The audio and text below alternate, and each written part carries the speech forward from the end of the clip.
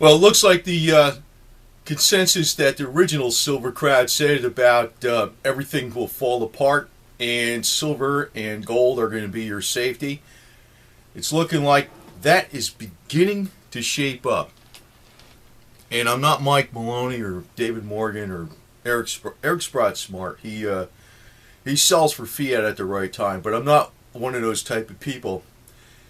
But this is what I want to point out, and just use the facts, right? Actually, the facts right off the major media, but it's like my own. And actually, the major media doesn't actually totally agree with the silver, totally disagree with the silver crowd in a lot of ways too, because inadvertently they admit that metals will be a safety at some points in time, and but it looks like definitely anyway. It's not even it appears to be. Bernanke's policy of QE is what's holding up the markets. I know there's been people saying, "Oh no, that's the data's coming out that's great and everything." Nope, no, it's not, because as soon as Bernanke started making some hints, not that he would do it, he might back off of some QE if numbers keep to improving. On unemployment data, the PMI, the manufacturing index, and that type of stuff. Durable goods and whatever. If a lot of those, non-farm payrolls, all those numbers started improving all the time, he says he may back off some QE. Just by saying that, the markets have tumbled pretty good. I mean, it's not like a major, 0.5% here or percent here or whatever, but in Japan, it's over 7% the markets tumbled.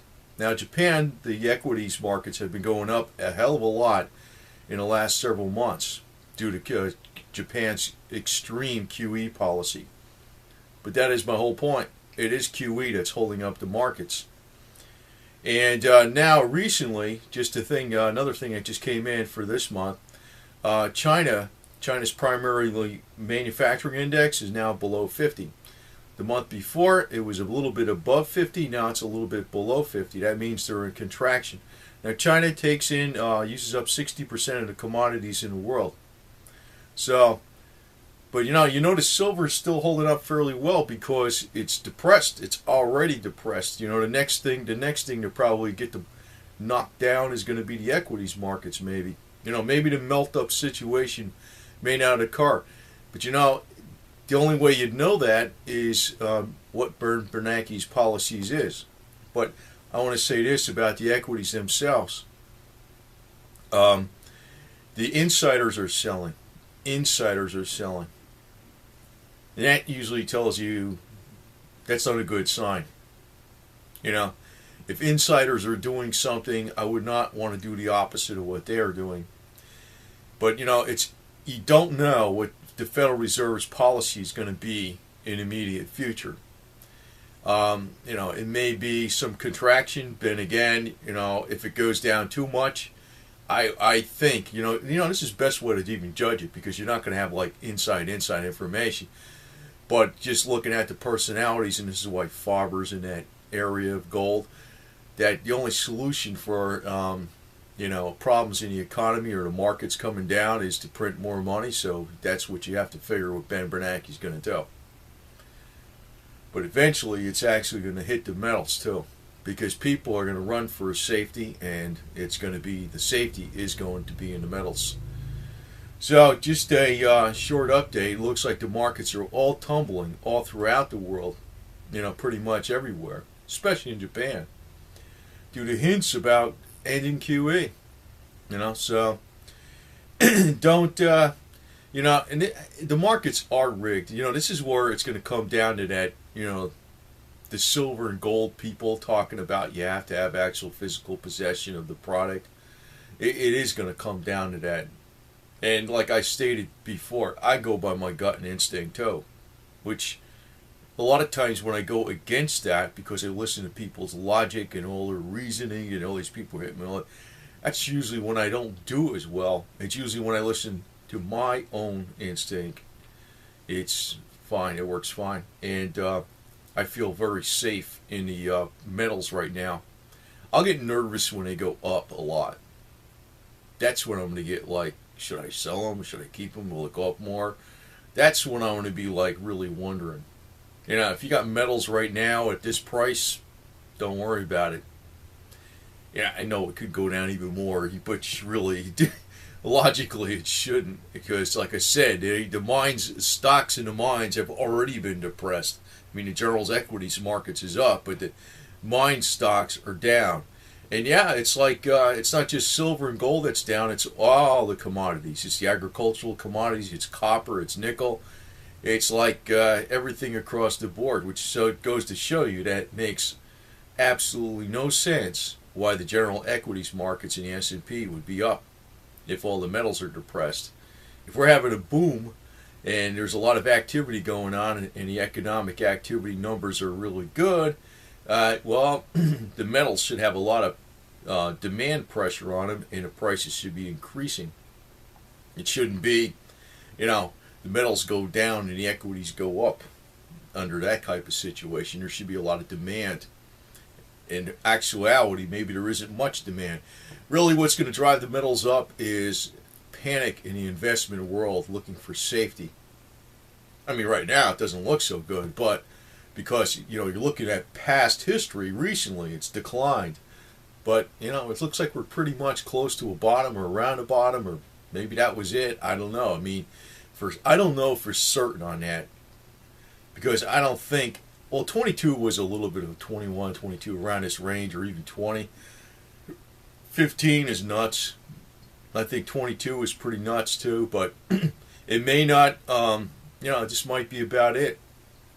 Going below 26, that made sense to me before.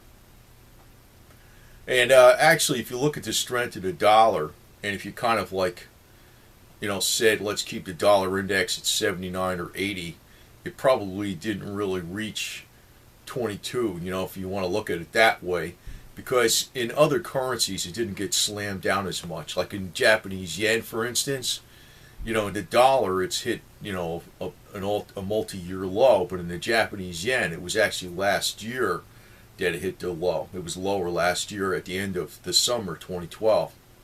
So when you're comparing different currencies, it's a different story. Partly why silver's down a lot is also dollar strength. Globally, it's not like necessarily at a multi-year low in all currencies right now. So it's a little bit different picture in other countries. But it looks like Ben Bernanke's remarks pretty much guarantee he cannot end QE. He's not going to be able to.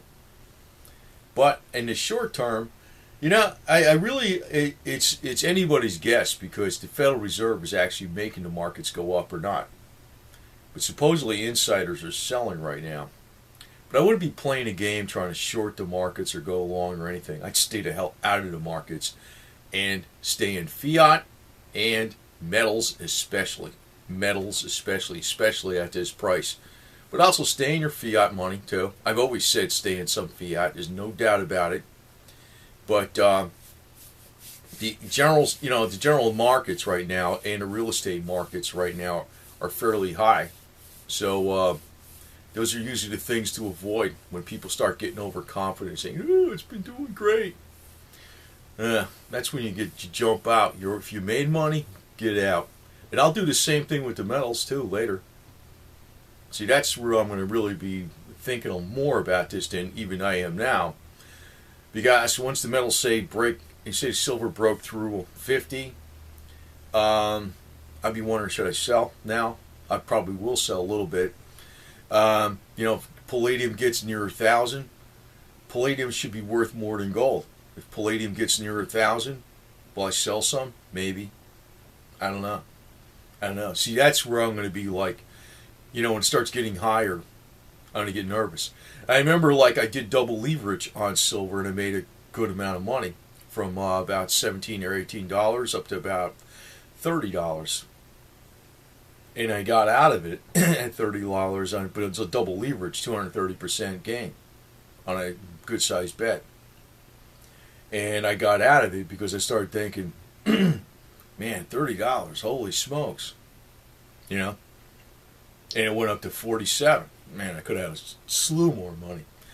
So that's the part, and when silver does go up, it's going to be very tough, and I'm going to say like probably just selling steps. That's going to be my strategy, and that's what I wish I did on the double leverage. I wish I sold in steps, but vision going back is perfect, right? I mean, you got 20/20 vision going back.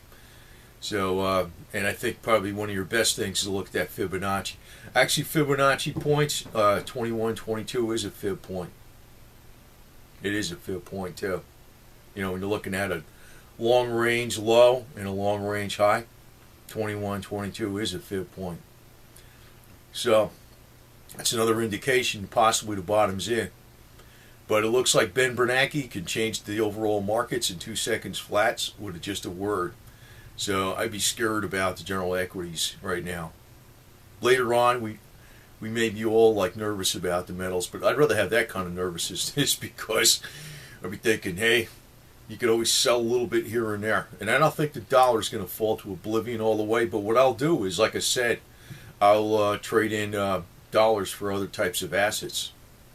As a matter of fact, if I still am a metals bug, if they're still having like nickels at being the same content, they physical nickels still being the same content. In other words, 75% copper, 25% nickel. What I would do is I might just buy a whole pile of nickels and put them in a warehouse or something like that, and do it that way. Because you always, like in other words, if silver went up to $50, $60, $70 an ounce, and you can still get physical nickels, I'd imagine though the physical nickels might be worth. They might change the composition of the nickel pretty soon, though, if that's the case. So, but if they don't, that might be partially where I'd go to for the next step, because I think it's a can't lose proposition. The metals inside the nickel right now are worth what the nickel is face value, and it costs 11 cents to mint a nickel. So if I stay partly in metals, that's what I'll probably do.